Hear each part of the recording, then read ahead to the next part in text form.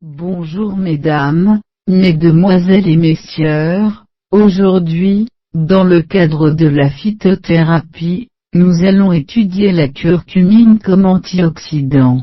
La curcumine ou diphéruelméthane, est le pigment principal du curcuma, Curcuma longa, aussi appelé safran des Indes. C'est un pigment polyphénolique, curcumoïde, qui donne une couleur jaune, c'est le colorant alimentaire E100. En chimie, la curcumine est un pigment soluble dans l'huile et l'éthanol. Elle est extrêmement stable à la chaleur, et peut généralement être utilisée dans des produits présentant des degrés d'acidité divers. Elle est sensible à l'anhydride sulfureux, et est peu stable lorsqu'elle est exposée à la lumière. Utilisation alimentaire.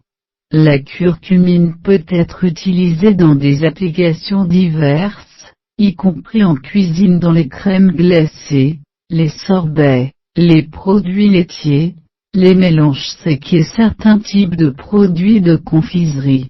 Elle a beaucoup moins de goût que le safran, et est donc surtout utilisée comme colorant, c'est le colorant alimentaire E100. Utilisation médicinale in vitro. La curcumine présente des propriétés d'interférence, qui font que l'on peut se tromper, lorsqu'on interprète les résultats 4,5. Certaines études menées avec la curcumine, ont suggéré qu'elle contribuerait à inhiber la prolifération cellulaire, et l'angiogénèse à différentes étapes du développement de différents cancers. Elle possède aussi un fort pouvoir antioxydant, anti-inflammatoire et d'immunomodulation. Elle inhiberait la cyclooxygénase 2 ainsi que le facteur de transcription NF-κB impliqué dans les processus inflammatoires. La curcumine étant complètement insoluble dans l'eau, elle n'est pas utilisable en infusion. Cependant, bien que la curcumine ait été testée lors de nombreuses études, selon Monia Baquet il ne présente aucune propriété médicale qui aurait été montrée. 5.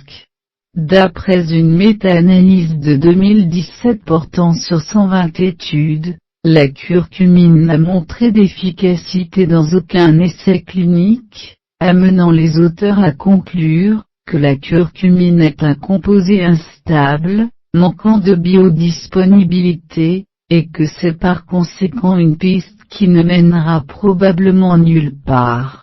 Tous les essais qui ont pu être réalisés sur l'homme avec de la curcumine, ont montré que lorsqu'elle est utilisée seule, la curcumine est très rapidement éliminée par l'organisme.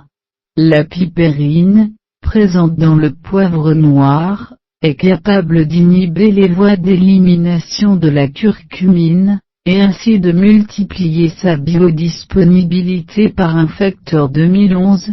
Des extraits de curcuma hautement concentrés en curcumine, sont donc parfois associés à de la pipérine de poivre pour améliorer la biodisponibilité de la curcumine, et sont proposés comme complément alimentaire. Pour contribuer à la protection cellulaire générale, ou dans les situations physiologiques de gènes articulaires, une combinaison de 3 grammes de curcumine et de pipérine, équivaut à une consommation d'1 à 10 kg de curcuma par jour, et augmente le taux sanguin de curcumine à un niveau qui endommage l'ADN de lignées cellulaires cancéreuses, dans les essais in vitro, pouvant jouer un rôle dual à la fois positif, autodestruction des cellules cancéreuses, et négatif, carcinogène, oxydant. À ces très hautes doses.